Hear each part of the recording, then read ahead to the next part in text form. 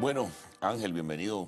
Yo decía, bueno, integrante de una comisión tan importante y hay temas muy particulares que tienen que ver con la situación económica nacional, pero yo creo que el tema político jerarquiza todo lo demás y la crisis político-institucional y el debate y el conflicto abierto, ¿no? Ayer hubo una respuesta de la Mesa de la Unidad frente a ataques contra uno de los partidos y también un diputado en particular, y también se hicieron señalamientos hacia otros dirigentes de la Mesa de la Unidad de una reciente intervención de Nicolás Maduro. ¿Esto no torpedea y coloca trabas y obstáculos a la intención de formalizar un proceso de diálogo? Bueno, muchas gracias, Carlos, por la invitación y gracias a todos los que nos están escuchando a esta hora. También un saludo al pueblo de Petare y a toda la gente que a esta hora está sintonizando este programa. Nosotros estamos en una situación sumamente grave en el país, sumamente delicada. Eso se muestra en la calle, eso es evidente, es una verdad absoluta que el pueblo de Venezuela sabe y conoce y reconoce, ¿no? Aquí, después de 3 años, el presidente Maduro no solo no ha resuelto ningún problema, sino que los ha agravado. Y la situación es la siguiente, ¿no? La situación es que además de todo ese problema económico que estamos viviendo, esa crisis de violencia que hay en la calle, ahora se suma una crisis política. Aquí en Venezuela estamos en este punto porque se cerró la vía electoral, la vía institucional. Esta era una democracia, como bien sabemos, sumamente débil, que casi no era una democracia, donde se cierra el único camino democrático que había, que era el camino electoral. Esa es la crisis que tenemos en este momento. Es bueno saber en dónde estamos, ¿no? Y este país no es el mismo país del año 2004 ni del año 2014. Esto es un país, como tú bien sabes, donde está la inmensa mayoría de los venezolanos combatiendo una cúpula política que se niega a abandonar el poder. Y en ese sentido, la comunidad internacional, con los oficios del Papa, pero allí realmente está toda la comunidad internacional, ha visto la crisis de Venezuela, se ha involucrado en la crisis de Venezuela, y el presidente Maduro, este no es el diálogo de Maduro, este es el diálogo del Papa Francisco, y en ese diálogo nosotros hemos decidido darle una oportunidad a esa propuesta, porque esa propuesta también es válida, ¿no? Y en ese sentido, nosotros nos preocupa muchísimo lo que está ocurriendo con los ataques a voluntad popular, el aislamiento en el cual está Leopoldo López. Pareciera que al presidente Maduro no le interesa que Voluntad Popular esté allí. No ha habido muestras de solidaridad con los presos de conciencia de Voluntad Popular. Y Voluntad Popular forma parte de esta alianza. Nosotros somos un equipo, nosotros no simplemente somos una coalición. Ellos son nuestros amigos y son compañeros de lucha. Y para ellos nuestra solidaridad, para todo el equipo de Voluntad Popular que está siendo atacado en este momento. Y también para Leopoldo López y su familia que está aislado, ¿no? Ahora, esos factores internacionales que se suman, que están allí presentes, bueno, hay ciertos cuestionamientos sobre los expresidentes y también la participación de UNASUR, ¿no? Que algunos piensan que inclina la balanza hacia el gobierno, pero vamos a ubicarnos en el caso de otros factores internacionales, pero particularmente el Vaticano. No saben, no se hacen de la vista gorda, no quieren asumir el problema de los presos políticos.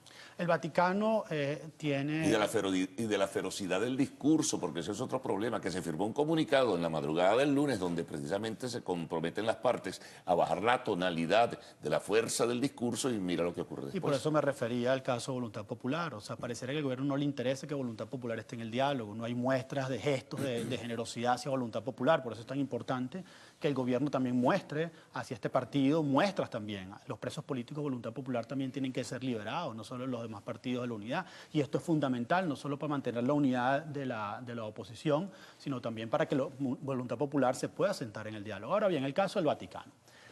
El Vaticano tiene una larga experiencia diplomática. Es uno de los estados más antiguos de Europa, definitivamente. O sea, los estados pontificios y luego el Estado Vaticano tiene una larga experiencia diplomática en términos de paz, todo el tema de las guerras de religión del siglo XVI. Es decir, el Vaticano sabe muy bien qué está pasando. El Vaticano está negociando en este momento con China la libertad religiosa de un pueblo de 1.300 millones de habitantes. El Vaticano tiene una larga experiencia en el desarrollo de la democracia en Europa del Este. Hay que tener en cuenta que la caída del comunismo, cuando le preguntan a Lech Walesa, el dirigente sindical, por qué cae el comunismo en Polonia, en Europa, él dice, eso fue gracias a la intermediación de Juan Pablo II. Entonces el Vaticano, pensar que el Vaticano no entiende los gobiernos marxistas, comunistas, que no entiende a China, que no tiene Europa, que no tiene América Latina, es sumamente raro. El Vaticano sabe muy bien qué está pasando en Venezuela. En este tiempo histórico hablar de gobiernos todavía de inspiración marxista y de propósito comunista, algo absurdo y superado por la historia. Pero en eso estamos aquí en Venezuela. O sea, son pésimos gobiernos, ¿no? Sí, cuando a Juan Pablo II le preguntan cuál fue la clave para la caída del comunismo en todo ese bloque soviético, él dice fue la capacidad de diálogo. Eso fue el comunismo no cayó con balas, no cayó con golpes de Estado, no cayó con militares, cayó con la voluntad de diálogo y la presión internacional que se generó allí. Nosotros en este momento estamos dándole una oportunidad a esa opción. es una opción que se ha demostrado que ha sido válida en otros países. Nosotros no somos ingenuos. Yo estoy seguro que el Vaticano tampoco es ingenuo Pero con lo que está fíjate una pasando. cosa, Ángel, tú señalas esto, pero se establece un acuerdo, de repente hay algunos voceros del gobierno que dicen hay que bajar el tono. Sin embargo, ¿qué pasó? Que después de haberse firmado ese comunicado, viene de nuevo el discurso feroz y agresor.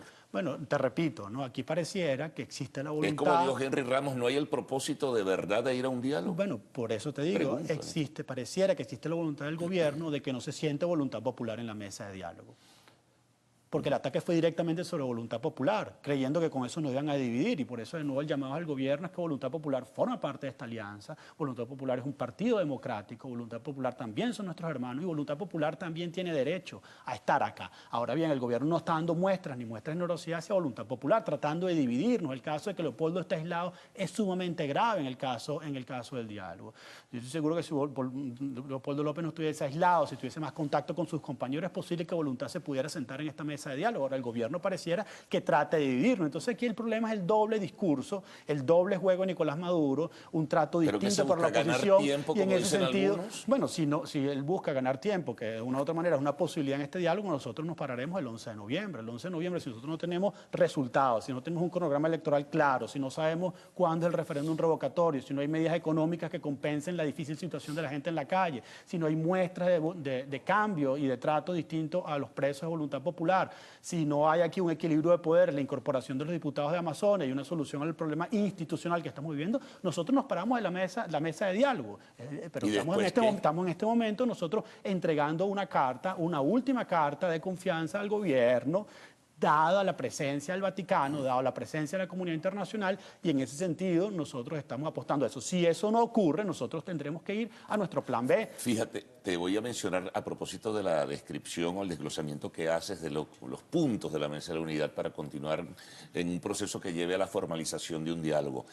Ayer acá el diputado Saúl Ortega nos decía que hay un solo cronograma electoral, elecciones para gobernadores a finales del primer semestre del próximo año, elecciones de alcaldes para el segundo semestre del año, elecciones presidenciales en el 2018, y a eso se sumó la opinión del gobernador de Aragua, quien dijo que no hay mega elecciones, adelanto de elecciones, no asumen la posibilidad de una enmienda constitucional, dicen que no es legal, no asumen una mega elección, en fin.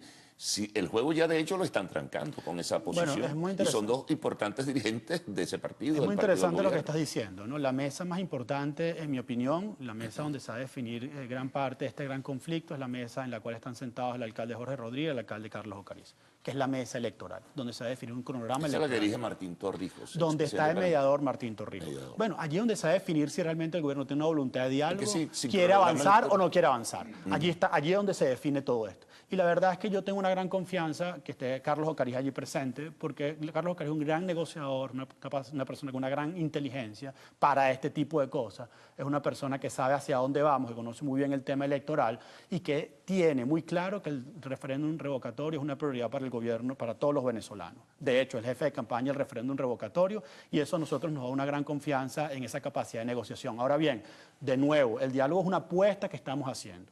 Si esa apuesta no funciona, si esa apuesta no da resultados al viernes que viene, porque estamos simplemente dando al gobierno una semana para ver cómo avanza esto, nosotros nos pararemos del diálogo e iremos a otra instancia. Ahora bien. ¿Y después qué? ¿Cuál pudieran ser esas instancias, Ángel? Bueno, mira, aquí nosotros no podemos abandonar ningún espacio de lucha. Está el espacio institucional, seguir con el juicio político a Nicolás Maduro y la responsabilidad política y moral de todo lo que está ocurriendo en Venezuela. Nosotros tenemos que ir a la calle, a la presión de calle con el pueblo de Venezuela, porque esto es un problema del pueblo de Venezuela que está buscando soluciones, que está buscando respuestas, y nosotros estamos en este momento acompañando a ese pueblo.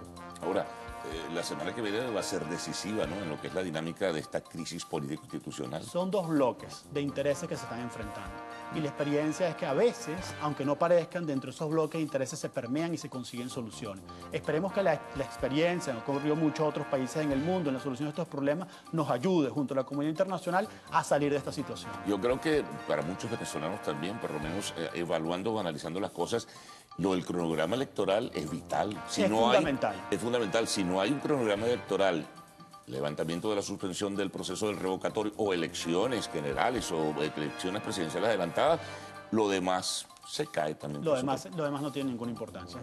Es fundamental el panorama electoral y la solución de los problemas de la gente en la calle, la escasez y la inflación que estamos viviendo. Bueno, Ángel, muchas gracias, muy amable por haber compartido, ¿no? La situación no es fácil, definitivamente. Bueno, amigos, hacemos una pausa y al retorno, pues tendremos el segmento de arte y espectáculos en Lo Actual.